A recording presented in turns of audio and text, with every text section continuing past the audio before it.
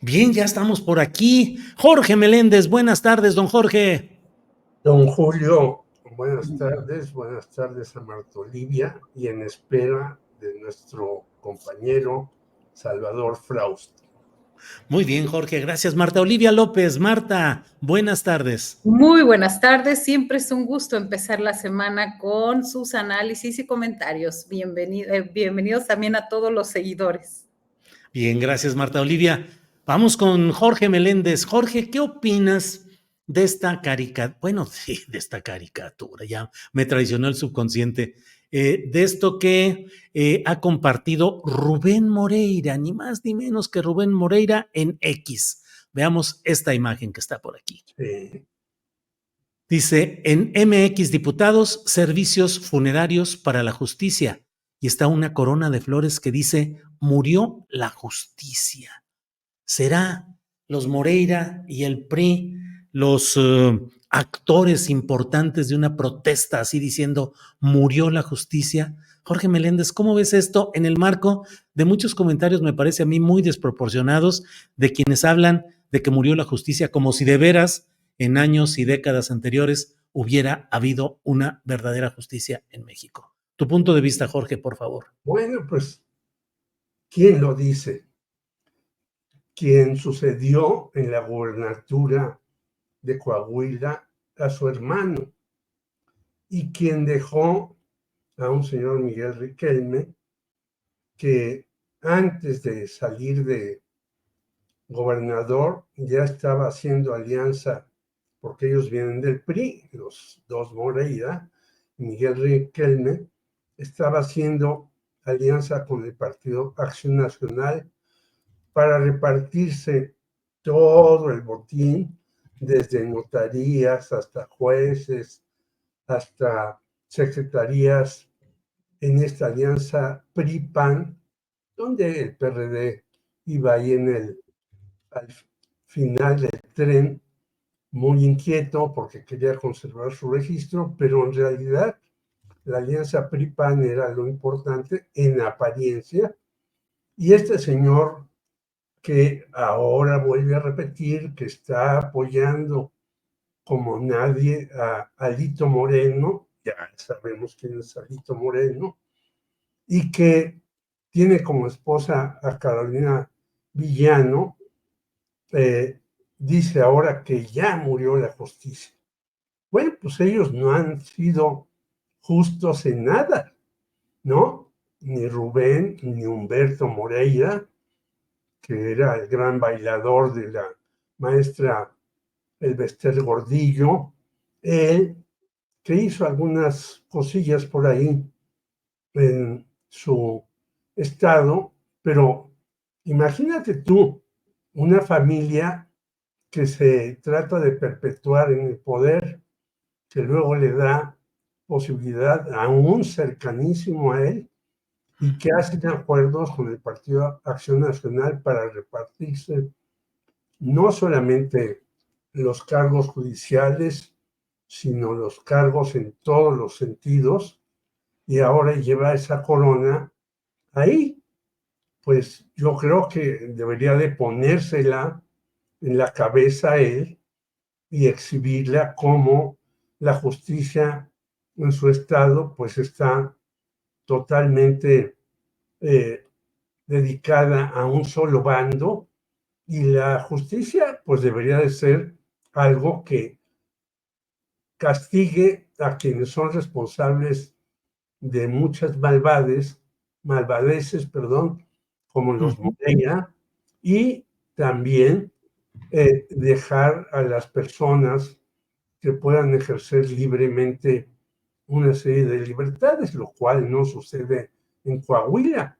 Pues me parece que este señor llega ahí a poner esa corona en lugar de ponérsela él en la cabeza. Bien, Jorge, gracias. Bienvenido Salvador Frausto, que ya está por ahí. Don Salvador, buenas tardes. Hola, muy buenas tardes, Julio, Marta, Jorge. Encantado de comenzar la semana conversando con ustedes. Bien, Salvador, gracias. Bueno, pues déjame ver. Marta Olivia, ¿cómo ¿Cómo ves este tema de la ofrenda floral que coloca Rubén Moreira con ese letrero de viva, de ha muerto la justicia? Como si ha Prim- muerto esa justicia y como si Moreira o el PRI fueran los mejores heraldos o voceros de una lucha de ese tipo. Que ahí está, murió la justicia. ¿Qué opinas, Marta Olivia? Primero se ve que es un arreglo muy caro. O sea, muy caro, y lo peor es que lo estamos pagando nosotros con los impuestos. Les estamos pagando a estos senadores y a esta familia de los Moreira. Y también se le olvida al señor que dejó una deuda por 35, superior a los 35,000 millones de pesos. Esto solamente en el 2011. Así que yo no sé, qué desvergüenza de verdad, qué desvergüenza. Y sí, sí murió la justicia a modo para este tipo de personajes que se valían de sus cargos, de su hermano en el caso de él, para seguir cobrando, seguir pues comiendo, royendo el erario público. Me parece que sí, en efecto, la justicia ya no existe más como ellos la tenían destacada, como ellas, que solamente había justicia para unos cuantos. Y ese me parece que es el reto principal para que quienes lleguen sean vigilados y no sean, y estén cercanos a quienes los vayan a elegir. Entonces, creo que eso a mí me parece que es una vil payasada cuando durante décadas el PRI y los mexicanos vivimos un verdadero funeral de injusticia durante muchas décadas y de muchas familias tan privilegiadas por los sabores de la justicia como fueron los Moreira en Coahuila. Bien, Marta Olivia, gracias. Salvador Frausto, estamos empezando con esta imagen que hemos compartido porque pues pareciera que ilustra de alguna manera pues estas posturas de quienes hablan de ese pasado justiciero o ese pasado de la justicia formal como si fuese una aspiración lograda y una etapa brillantísima de la historia que hoy estuviese a punto de ser sepultada en el barro o en el pantano. ¿Qué opinas, Salvador? Sí, bueno, pues no salen del pasmo los opositores. Me recuerdo también el 2 de junio, decían algunos de ese bando que había muerto la democracia, o cuando se aprobó la reforma judicial, también que había muerto la justicia. Ahora que están en proceso de ser aprobadas las leyes secundarias de la reforma judicial, vuelven a traer este discurso, y son discursos huecos, vacíos, que hablan, ya no tienen argumentos, y que recurren incluso a la mentira. ¿Qué significa eso de murió la justicia? Es como yo veo algunos promocionales de ciertos conductores enojados o prácticamente ya muy tristes y melancólicos, que cuando ocurre digamos, algún asesinato en el Celaya o donde sea, dicen, el país ya no aguanta, ¿no? O sea, ya no aguanta qué, o sea, ¿qué significan esas frases prehechas cuando hablan de ese tipo de asuntos? O la gente se está muriendo en los hospitales. Bueno, es una generalización absurda. Este tipo de discursos sin contenido que recurren ya a la imagen, a la foto, es para darse caricias entre ellos. Es ese 27% que va incluso a la baja en términos de representación de la sociedad. Me parece que lo que vemos también en redes sociales, por ejemplo, cuando mido con las herramientas de Milenia, es que hay una desmotivación de los ciudadanos que simpatizan con la oposición. No hay líderes de oposición serios que estén llamando la atención a los mexicanos, que les estén proponiendo causas por las cuales luchar. Está totalmente desmovilizada la oposición, y con ocurrencias como esta Moreirazo, pues práctica, pues ridículo realmente. No creo que vayan a generar nada. En vez de estar en la discusión, en tratar de generar una presión, con argumentos, recurren a las mentiras. Veo también la televisión llena de mentirosos. Por ejemplo, ahora dicen, ya se acabó el empleo para no sé cuántos jueces y magistrados, cuando sin acotar que este asunto de la tómbola tiene que ver con que en tal fecha los que quieran competir se pueden apuntar. El miércoles tiene que estar lista la convocatoria para que quienes quieran participar, y tienen mano los jueces y los magistrados actuales, tienen pase directo a la competencia por los puestos que va a elegir la gente el próximo año. Entonces, me parece que están recurriendo al chiste barato y a la mentira. Bien, gracias, gracias, Salvador. Pues otro tema que está relacionado justamente con estas discusiones, yo he dicho cinismo en el caso de Felipe Calderón, cuando algunos de los que tienen responsabilidad histórica parecen ignorarla en términos de discurso, pero aún peor en términos de inminencias de sentencias judiciales, que es el caso de Calderón, que ha salido a decir que él en su momento sí utilizó la fuerza del Estado y sí confrontó a la delincuencia y sí luchó contra el crimen, cuando faltan 2 días para que sea sentenciado. Aquí está el mensaje que puso Felipe Calderón. Yo sí combatí a la delincuencia y al crimen organizado con toda la fuerza del Estado. Y otras cosas que dice ahí, pero ¿cómo decir eso, Jorge Meléndez, si su secretario de Seguridad Pública a lo largo de los 6 años completitos está en 2 días para ser sentenciado, para que se fije el monto, la cuantía de la sanción por ser culpable, según el jurado de Estados Unidos, de delitos de acompañamiento y de complicidad con el crimen organizado desde su alto nivel? Jorge.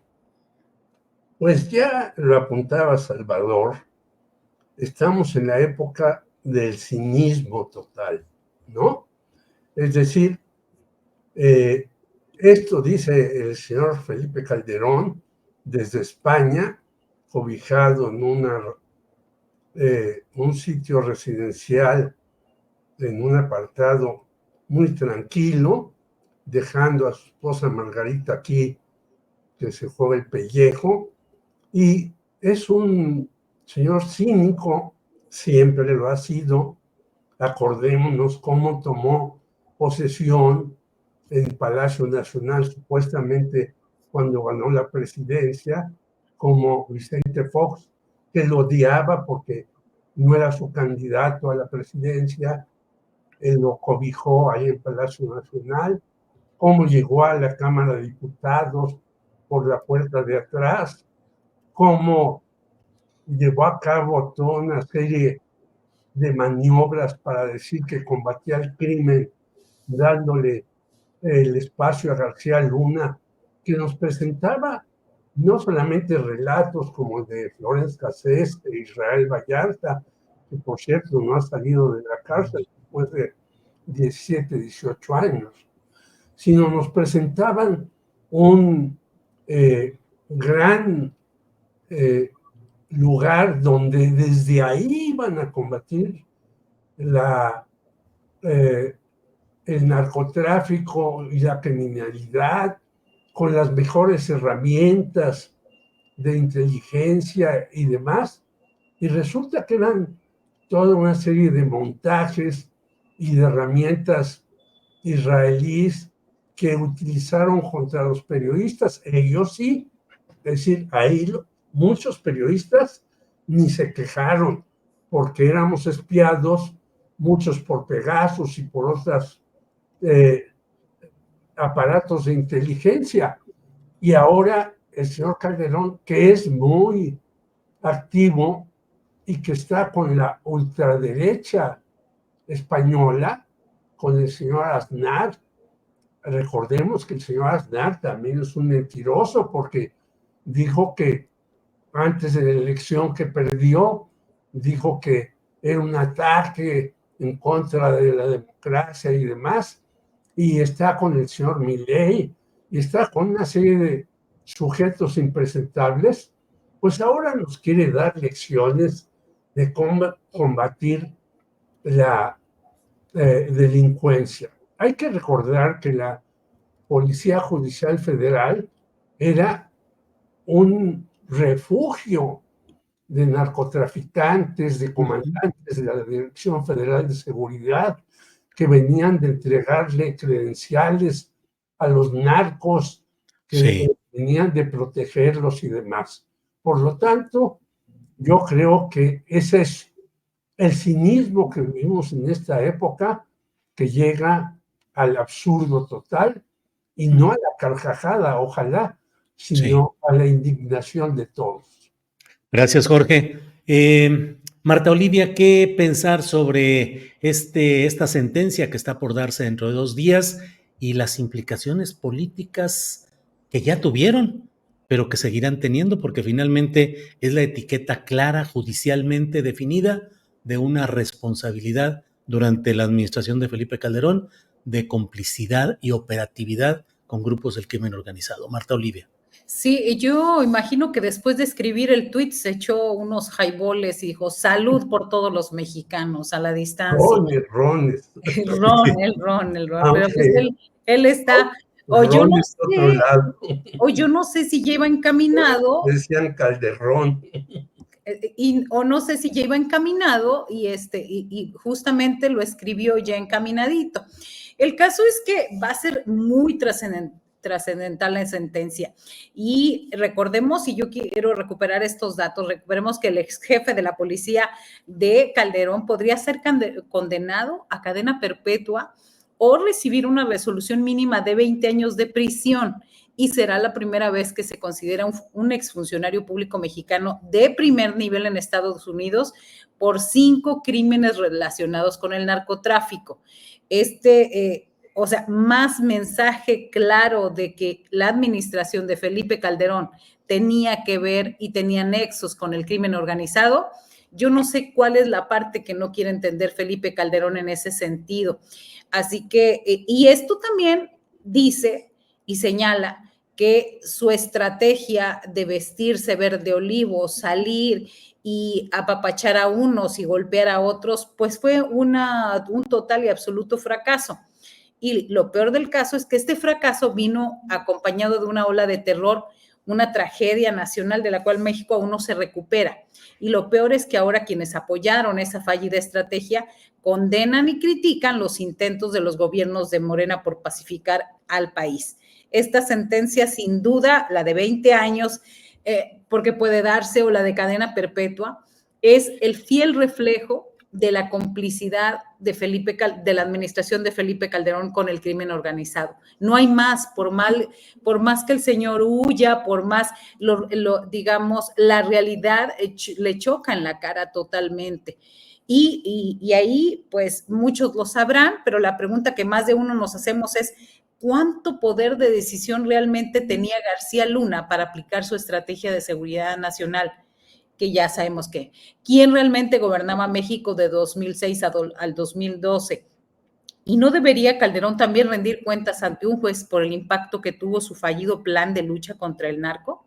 Son días, me parece, malos para quienes han defendido por años una absurda estrategia de seguridad que no hizo más que perpetrar un estado de guerra en gran parte del país. Después de García Luna, ¿quiénes más? Si es una pregunta que lanzo al aire, ¿quiénes más deberían de rendir cuentas ante la justicia mexicana y la estadounidense?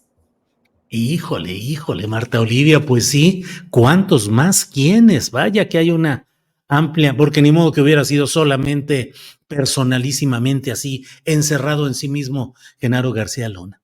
Bien, Marta Olivia. Salvador, ya hemos abordado este tema con Jorge y con Marta, lo que desees agregar sobre el tema de Calderón, pero al mismo tiempo te pido que nos des un adelantito y algún comentario respecto a lo que ha publicado Milenio, en el sentido de que una organización criminal venezolana llamada El Tren de Aragua, dice este reportaje de César Martínez en Milenio, dice, pelea ya a los cárteles mexicanos el tráfico de personas en la frontera con Estados Unidos.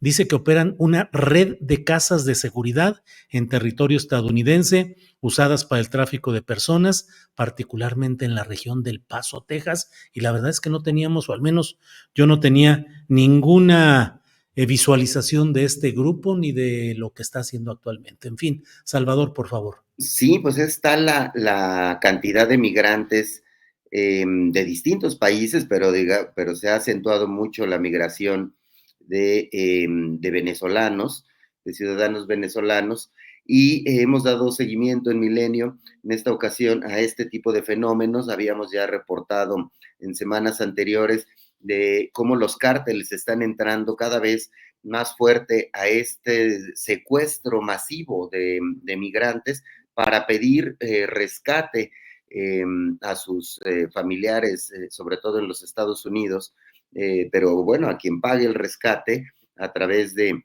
pues de la banca, de donación, de traslado de dinero, para liberarlos. Habíamos reportado a estos a los que les ponían sellos incluso, ¿no? Para que ya pudieran seguir su camino. Y en esta ocasión mi compañero César Martínez, que está por allá, por la frontera con Estados Unidos, reporteando sobre estos asuntos de migración, da cuenta de este cártel integrado por venezolanos y que pues conocen toda la ruta y el éxodo masivo de venezolanos que está cada vez más fuerte y con la búsqueda de llegar a los Estados Unidos, y con esa misma modus operandi, que es que tienen distintas casas de seguridad, los levantan ya sea de manera individual o en grupos, y los llevan a estas casas de seguridad, piden un rescate y hasta que llegue el dinero no lo sueltan. Entonces,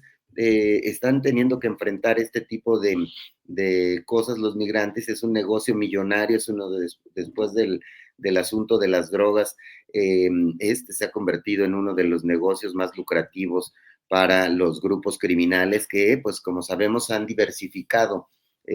Están en narcotráfico, están en extorsión, están en levantamiento y cobro de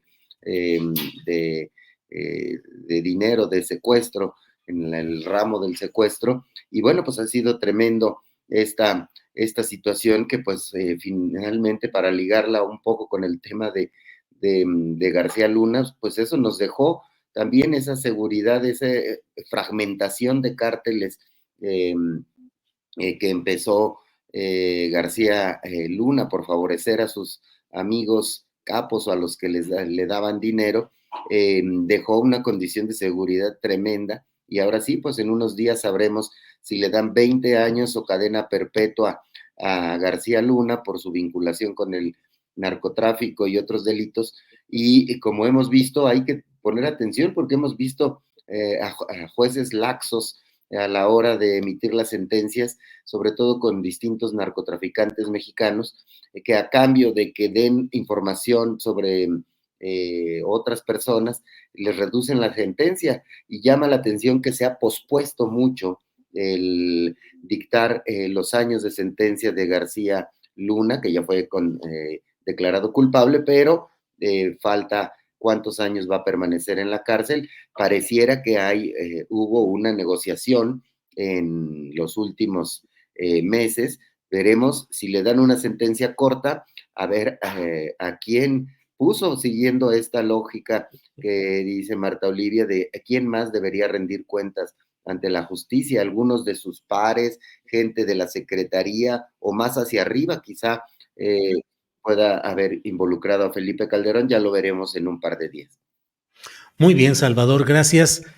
Jorge Meléndez, bueno, Jorge, Marta y Salvador, voy a ir brincando con algunos temas que van saltando y creo que eso le puede dar un poquito de mayor diversidad a nuestros enfoques. Jorge, acaba de realizarse una gira por Nuevo León, por el norte del país, en la que estuvieron la nueva presidenta de Morena, Luisa María Alcalde, y estuvo el secretario de organización, Andrés Manuel López Beltrán. No vi mencionada en las notas a la Secretaría General, que debería ser quien ocupara el segundo lugar en la mención periodística, pero bueno, eso es aparte. El hecho es que anuncian desde ahora que van por Chihuahua y por Nuevo León, donde la verdad es que ha habido mucha turbulencia en la relación entre los grupos políticos. Digamos, los panistas se dividieron en Chihuahua, Javier Corral por su lado, Maru Campos por su lado, que quedó con la sucesión gubernamental, es la actual gobernadora. Nuevo León, donde Morena no pudo avanzar con Clara Luz Flores debido a aquel rollo con aquel líder de una secta con actividades sexuales criminales. En fin, pareciera que Morena desde ahora, no pareciera, desde ahora se está apuntando para ganar esas posiciones en el norte del país, donde no siempre ha tenido los mejores resultados, pero va avanzando. ¿Qué opinas, pues, de esta búsqueda de ganar Chihuahua, Nuevo León, y qué tanta resistencia de los grupos locales no morenistas crees que puede haber, Jorge? Bueno, según un diario capitalino, en Nuevo León, el actual gobernador no ha bajado de cierta popularidad, aunque yo lo dudo. Luego esas encuestas son muy a modo, el señor Samuel García. Pero más que hacer eso en Morena, yo creo que lo que deberían de hacer es llevar a cabo un proyecto para que Morena funcione realmente como una organización que apoye los proyectos de Claudia Sheinbaum. Está bien que quieran ganar todo el país, si así se lo proponen. Ya tienen, nos había dicho Salvador, 24 estados hace un buen tiempo, a lo mejor quieren ganar los 32, pero lo importante para mí es que Morena sea una verdadera organización que pueda avanzar tanto en la agrupación de miembros y nuevos miembros, como en el debate, en la discusión, en el análisis, en el posicionamiento de muchos asuntos, como ha dicho en algunas de tus entrevistas Fernando Buenavart. Si Morena tiene que servir para algo, es para eso, no solamente para ganar elecciones. Ganar elecciones es muy difícil en algunos estados como Nuevo León, desde luego, y en otros más como Chihuahua y demás, por errores del anterior gobierno, por dificultades que hay dentro de las mismas personas que agrupan Morena, porque vemos que es una diversidad diferente, en donde hay expanistas, expriistas y de todo tipo, y ahora experredistas, no se diga, pero a mí me parece que no deberían de empezar con ese tipo de cuestiones. Vamos a ganar estos 2 estados que perdimos por las razones que sean, sino empezar realmente a fincar una Morena que tenga esas características. Bueno, Morena no tiene ni un órgano informativo real, ni un órgano de divulgación en las redes sociales, etcétera, etcétera. Yo veo en Morena muchas deficiencias que si no las hacen desde ahora quienes estén ahí, pues será muy difícil que más adelante puedan resolverlas. Así Bien. pues, yo no estaría tan feliz de que vayan a Nuevo León y a donde sea a tratar de ganar elecciones, sino que cimenten a Morena y le den ese estímulo, no solamente para que sea un apoyo para Claudia Sheinbaum, sino que vayan fincando las bases no solamente electorales, sino de desarrollo en todos los estados del país. Bien, gracias, Jorge. Marta Olivia, en ese afán de diversificar, te voy a preguntar algo de lo que no estás demasiado empapada, pero creo que puedes aportarnos alguna luz, que es respecto a ese intento de secuestro del diputado local Verástegui. Haz un gran esfuerzo, Marta Olivia, de recoger información y de comentarnos qué hay en todo este tema. Y, es un chiste lo del diputado local Verástegui, y el chiste, y hay que decir este caso, el señor convoca a una reunión ahí en el Ejido, ha ido hasta Gloria Trevi a las fiestas del pueblo, cuando, por ejemplo, en Ciudad Victoria, que es la capital del estado, ni siquiera pueden pagar por ella. Kareli Ruiz, esta influencer que tiene páginas ahí solo para, no me acuerdo cómo se llaman esas páginas, pero bueno, es decir, este señor empieza, hace esta reunión, pasan unas personas en moto lanzando balazos, y ellos lo que hacen, el espíritu de sobrevivencia, correr, huir hacia los cañaverales, que ahora ya están identificados como los cañaverales de Pasión, porque se la pasó toda la noche ahí hasta que el ejército, la marina y todos se desplegaron para buscarlo, y ya salió en la madrugada y ya lo llevaron a su casa. Hay una cuestión ahí muy extraña, Julio, porque primero hablaban de secuestro y toda la narrativa era el secuestro. Después la fiscalía dijo que fue intento de secuestro. Al final no fue un secuestro, pues el señor se escondió. El señor estuvo escondido ahí. Vamos a ver qué dice ahora. No ha aparecido en medios de comunicación a dar a conocer hasta que aparezca mañana en el Congreso del Estado. Vamos a ver qué dijo.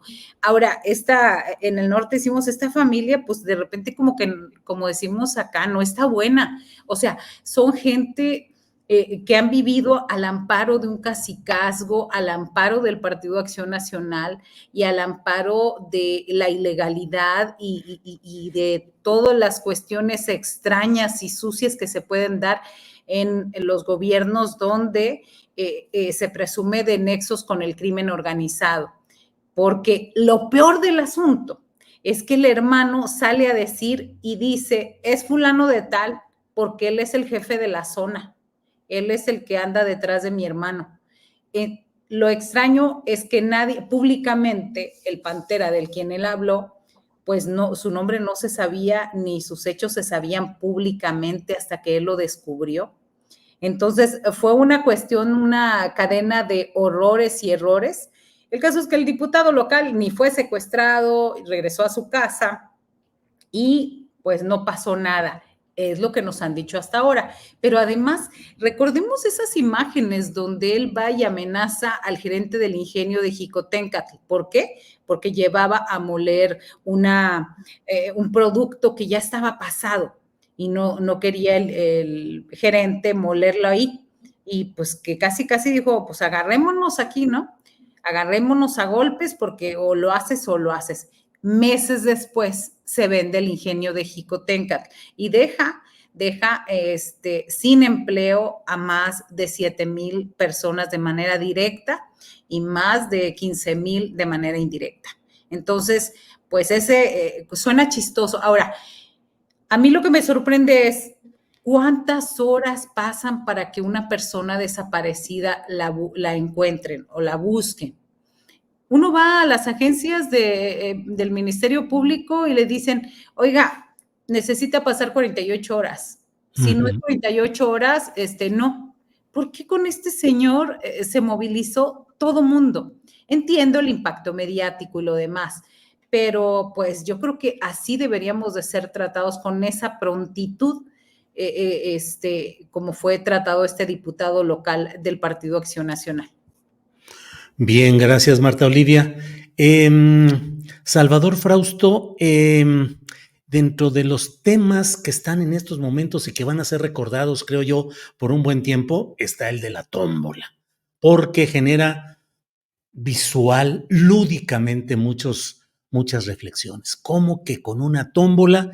Y se ha dado una serie de señalamientos de que cómo es posible que vaya a haber jueces por tómbola, cuando en realidad lo que habrá o lo que se realizó es la definición de por tómbola mediante el azar de las plazas a elegir el año que entra, no las personas que lo van a ocupar. Pero en fin, ¿qué reflexiones te provoca este tema de la tómbola y la reforma judicial? Que no sean las musicales de La vida es una tómbola, Salvador Frausto? Ya me censuraste, Julio. Inevitable. Yo iba a cantar. Sí, dije, Échale. Julio, pero bueno, pues ni modo. No, yo no, hombre, me por favor, disciplino. adelante, La vida es una tómbola. No, bueno, se presta la figura de la tómbola, pues, se presta a que vuelva a abrazar la oposición estas narrativas mentirosas, ¿no? Fake news, noticias falsas. No se cansan de mentir con el asunto de que se van a elegir a estos jueces que ya se despidieron a muchos jueces por este concurso, por esta tómbola. No, lo que hace la tómbola, como bien subrayaste, Julio, es ver cuáles son los puestos que van a ir a elección el próximo año y el resto, la otra mitad, van a ir a elección en el 2027. Es por la cantidad de puestos que van a estar sometidos a las urnas. Y bueno, pues me sorprende que a pesar de que las narrativas opositoras han fracasado insistentemente, por lo menos desde el 2021 para acá, tenemos pues esa cuestión, es decir, no es verdad que se van a elegir la mitad de los puestos por tómbola, no es verdad que se despidieron ya o se van a despedir a estos personajes. Los que quieran competir pueden presentarse, incluso tienen pase automático. Los jueces y magistrados o los ministros que quieran competir pueden postularse y llegan directo a la boleta. Ahora bien, imagínense que se postule Norma Piña. ¿Votaría la gente por ella? Me parece que no, tiene muy mala imagen en las encuestas y en las mediciones que hemos hecho en redes sociales. Se puede postular alguno de los magistrados conservadores o en el momento en el que algún juez que haya liberado a algún narcotraficante, se va a dar a conocer eso seguramente. Es decir, la misma ciudadanía los va a investigar y se va a conocer. Este señor juez que quiere competir fue el que liberó a alguna persona del cártel de Sinaloa o del cártel Jalisco. Es decir, a mí me parece muy interesante que vaya a elecciones porque se transparenta los nombres de estas personas que llevaban trabajando en la oscuridad y en la opacidad durante muchísimos años. Se les acaba también a muchos personas del Poder Judicial y gente de la oposición la gallina de los huevos de oro, es decir, la posibilidad de poner, de beneficiarse de los altos salarios y del presupuesto del Poder Judicial. El nepotismo es tremendo en ese poder, es una de las denuncias que más hacen los ciudadanos y la misma gente del Poder Judicial sobre cómo ahí hay hermanos, primos, esposas, exesposas, etcétera, ¿no? Esposos y todo tipo de familiares de las juezas y jueces. Y bueno, pues me parece a mí que se va a dar un paso adelante en el ensanchamiento de las vías democráticas al momento en el que tocan procedimientos democráticos como lo es el voto popular y como es la participación del Poder Judicial. Va a proponer algunos, el Poder Legislativo a otros y el Poder Judicial a otros. Entonces, me parece que si le sale bien esta jugada al gobierno de Claudia Sheinbaum, va a ser un ejemplo para el mundo. Es delicado, es peligroso porque es inédito, es nuevo, a pesar de que hay experiencias, y con eso cierro, hay experiencias en otros países, no hay experiencias de esta magnitud. Es decir, es una reforma muy ambiciosa, pero si le sale bien al gobierno de Claudia Sheinbaum, va a ser un ejemplo a nivel internacional. Bien, Salvador. Bueno, les propongo que ya en esta parte final vamos en el último tercio de la mesa. Pues hay un tema que causa todo tipo de pasiones y compasiones. Jorge Meléndez, el garcimonero Antonio Garci Nieto, con una composición gráfica que él dice que él no la hizo, aunque sí la reprodujo, en la cual hay una afectación al honor y a la intimidad de la senadora morenista por Chihuahua, Andrea Chávez, quien ha anunciado que va a presentar, o ya presentó, ya inició acción judicial contra este personaje, que a la vez dice que es un ejemplo de la dictadura, que pide auxilio del extranjero y que es un atentado contra la libertad de expresión y que no entendemos lo que es la sátira política y el humor, y que creemos que fotografías como esa, que es un truco y que presenta a la senadora en una situación absolutamente inadmisible, que es humor. ¿Qué opinas de todo esto, Jorge? Pues antes de dar mi opinión, quiero mandar un saludo a Teotecpan y a Lulú Rodríguez, que me dijeron que lo hiciera y que ven Astillero justamente porque no hay censura para nadie y que discutimos y que a veces discrepamos unos a otros, pero que lo hacemos libremente y con respeto al que está ahí. Bueno, yo conocí a Antonio García hace muchos años porque trabajé en El Financiero o colaboré en él durante mucho tiempo y me parecía un tipo muy ingenioso. Incluso en TV Azteca hizo algunos muñecos así como para hacer los Simpson mexicanos y demás, y era bastante gracioso, bastante ingenioso, bastante satírico para muchas cosas. Claro, jamás hizo una cosa contra el dueño de TV Azteca, que es un tipo impresentable. Pero creo que la libertad de expresión que hemos muchos defendido y hemos mucho padecido, porque a veces nos han corrido de uno y otro lugar por ejercerla a nuestra manera, incluso a mí del Financiero, por el caso de Marcial Maciel, tiene también un límite que se llama libertinaje.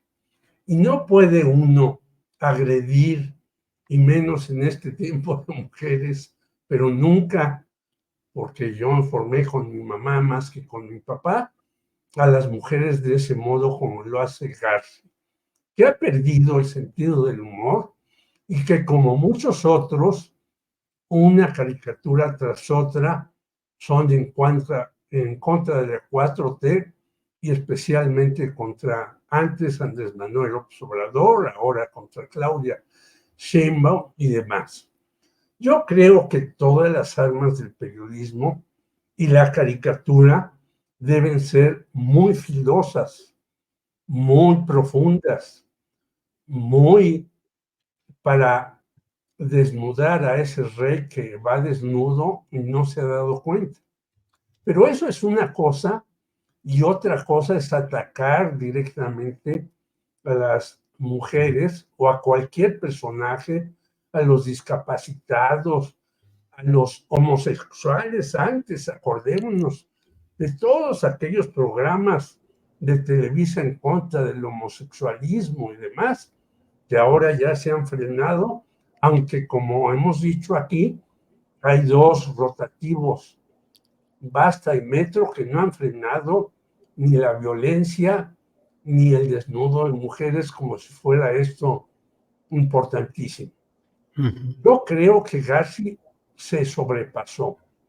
Y se sobrepasó que algunos, como Iracheta o Calderón, lo apoyaron y después, quién sabe si lo sigan apoyando. Pero yo creo que no puede uno decirle una ofensa a Margarita Zavala, por más que uno esté en contra de que ella haya sido promotora de un partido que no llegó ni a lograr lo mínimo para su registro. Yo creo que hay que tratar, sí, con una crítica profunda, las ideas, los proyectos, lo que hace una serie de personas, pero nunca llegar a ofenderlas como García lo hizo. Y García se está pasando, no ahora, desde hace tiempo, en un periódico que se dice muy serio, muy firme, que hace análisis de fondo y demás. Y luego vemos que escriben ahí personas que siguen defendiendo a García Luna como Raimundo Riva Palacio. Lean ustedes las anteriores artículos de Riva Palacio y siempre saca que García Luna hizo un buen trabajo en seguridad. Y si le dan 20 años, yo digo que le están regalando. Y veamos cómo la justicia en Estados Unidos, porque se habló y con esto termino, la justicia en Estados Unidos es una justicia acomodaticia. Si yo le doy los datos que ellos quieren, me rebajan, hasta me premian, me mandan con una identidad desconocida a otro lado y me dan parte de lo que me robé. Esa es una justicia mundial y vean ustedes lo que está haciendo Estados Unidos en Ucrania y en Israel, apoyando esas dos barbaries. Bien, Jorge, gracias. Marta Olivia, ¿qué opinas sobre este tema de Monero Garcinieto, o como se llame, Antonio Garcinieto Monero, en relación con ese trucaje fotográfico respecto a Andrea Chávez y en general las respuestas y las voces solidarias de todos somos Monero Garci? Marta Olivia. Sí, hay algo primero, primero, antes que nada, es la Ley General de Acceso a las Mujeres a una Vida Libre de Violencia, denomina la misoginia como conductas de odio hacia la mujer que se manifiestan en actos violentos y crueles contra ella por el hecho de ser mujer. Y eso es justo en lo que incurrió este caricaturista, por más que él diga que ya ofreció disculpas personales a la senadora por haber difundido esta imagen de inteligencia artificial para sexualizar su imagen. Garcinieto también ha tratado de justificarse asegurando que él no creó la imagen y que solo le dio compartir, tal y como lo hicieron miles de usuarios en redes sociales. En esto, a ver, en las redes sociales sabemos claramente que si uno le da un retweet o un compartir en Facebook o en TikTok o en cualquiera, quiere decir que uno suscribe totalmente la idea y la forma en que está difundiendo eso. Luego, después de hacer eso, utiliza el discurso de la libertad de expresión para finalmente darle paso a la victimización.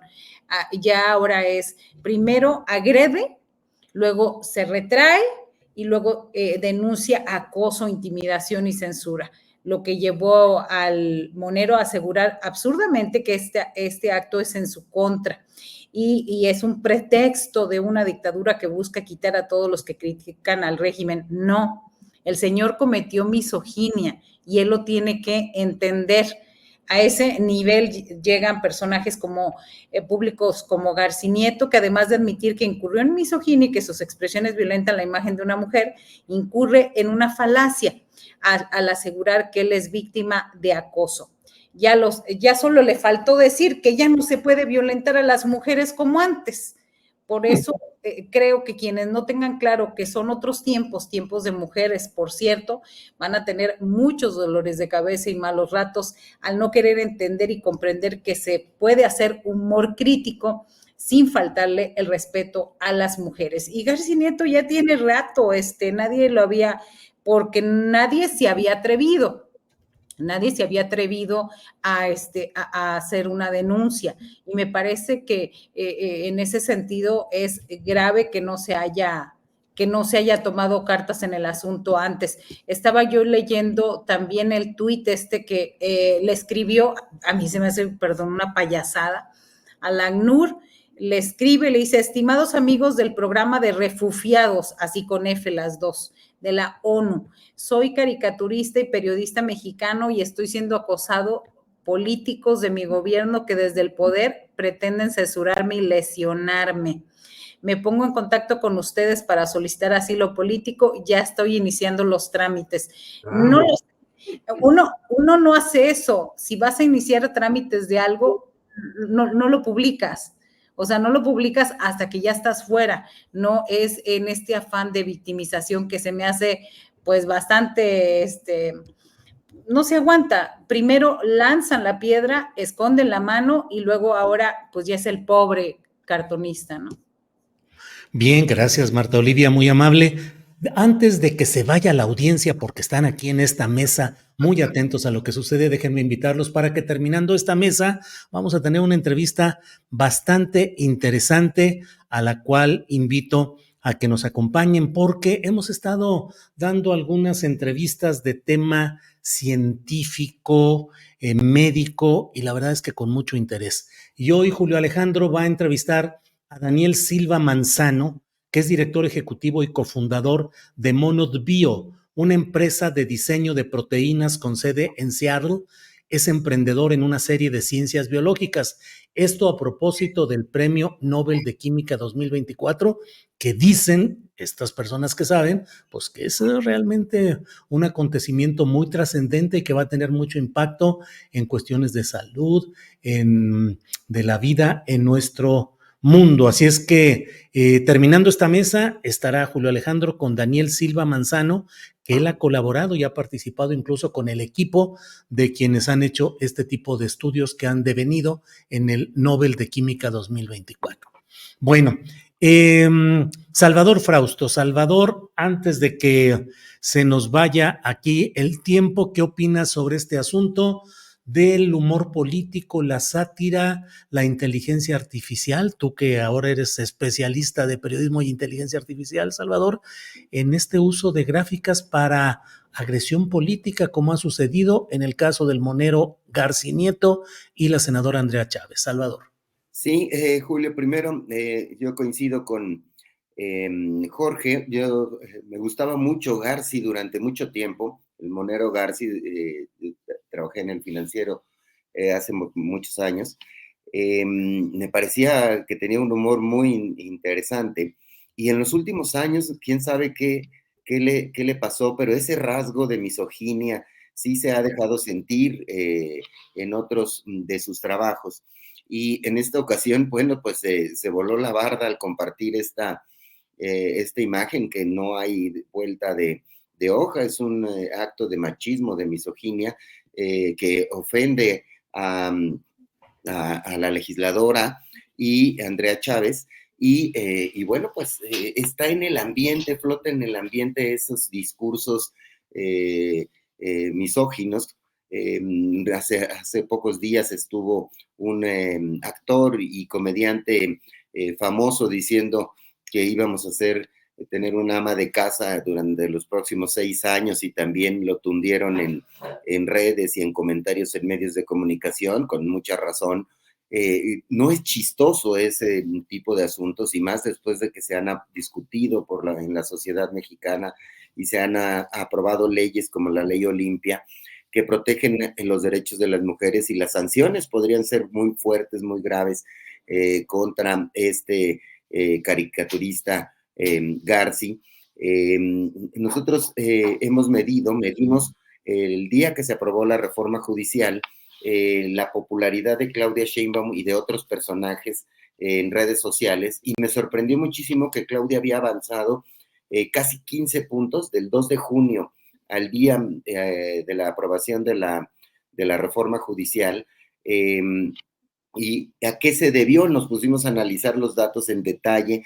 En aquella ocasión lo que reportamos en la televisión de Milenio y en las plataformas digitales e impresas, ese asunto concretamente de la popularidad de Claudia, que tiene la simpatía de casi el 75% de la gente, y fue una campaña en redes sociales contra Claudia por ser mujer. Es decir, todos estos comentarios de que es la títere del presidente López Obrador, las huestes simpatizantes de Claudia, sobre todo mujeres, salieron a defenderla, y estuvimos revisando y eran usuarios reales, muy enojados contra el lenguaje sexista, machista, que equipara a la mujer como siempre subordinada a la fuerza de un hombre. Salieron muy fuerte, y fue justamente ese discurso opositor de comentaristas machistas, de comentaristas que dicen que no tiene voluntad propia, que le hacen dibujos, digamos, incluso también Loret y Broso se suman mucho a estas imágenes en la que ponen la mitad Obrador y la mitad Claudia, como si no fuera Claudia una mujer líder a lo largo de su historia, y incluso una líder que todos sus cercanos la reconocen como de brazo firme, de decisiones, de exigente, organizada como líder.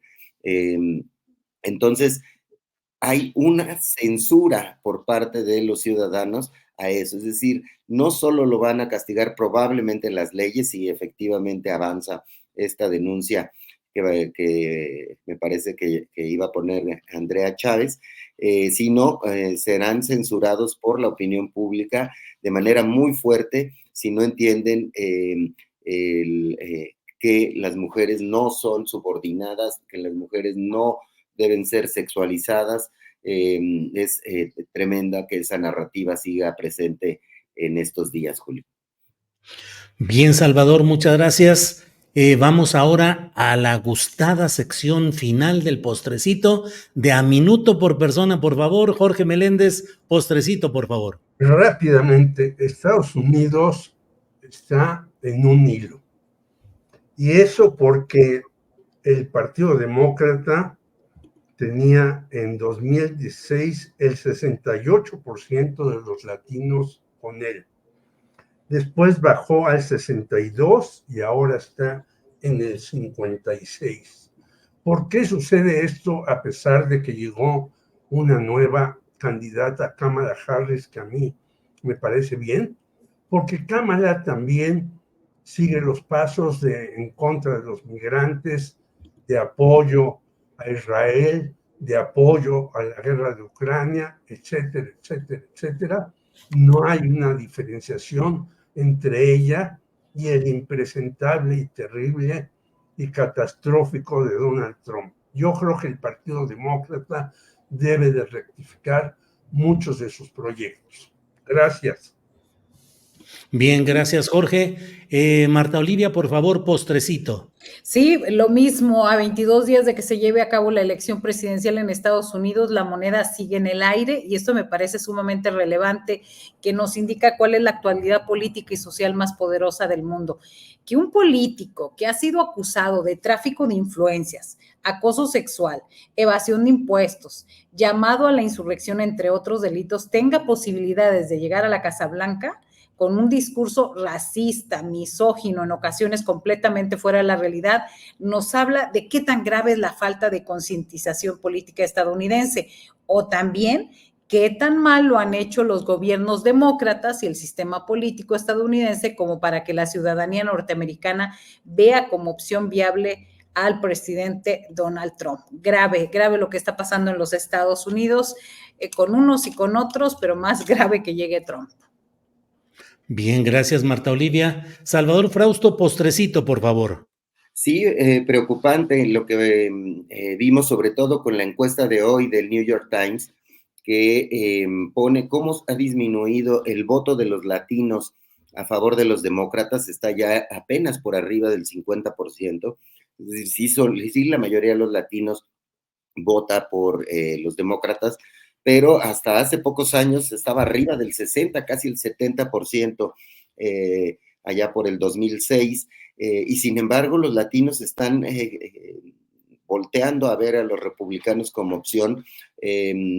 Desconozco el fondo del asunto, pero me parece eso preocupante. Este domingo publicamos en Dominga un reportaje del New York Times, porque tenemos un convenio para reproducir algunos de sus contenidos, que me llamó también mucho la atención. Es la familia Trump ha estado tratando de construir, tener propiedades en el mundo hotelero en Israel, se ha acercado mucho a Israel para tener allá negocios, y entonces esta cercanía, extrema cercanía, y que haya un tema de negocios entre Israel y Estados Unidos, también no deja un buen augurio. Este reportaje lo pueden revisar en Dominga, en milenio.com, y ahí da todos los detalles de esta investigación que hicieron los colegas neoyorquinos sobre cómo el corporativo Trump estaba ya a un tris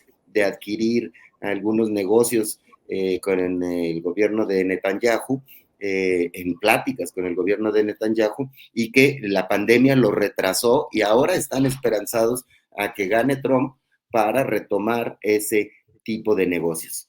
Y bueno, pues hasta ahí mi comentario, Julio. Bien, pues a los tres muchas gracias por su amabilidad de estar en esta ocasión. Nos vemos la próxima semana. Jorge, Marta, Salvador. Gracias. Hasta pronto. Hasta la próxima.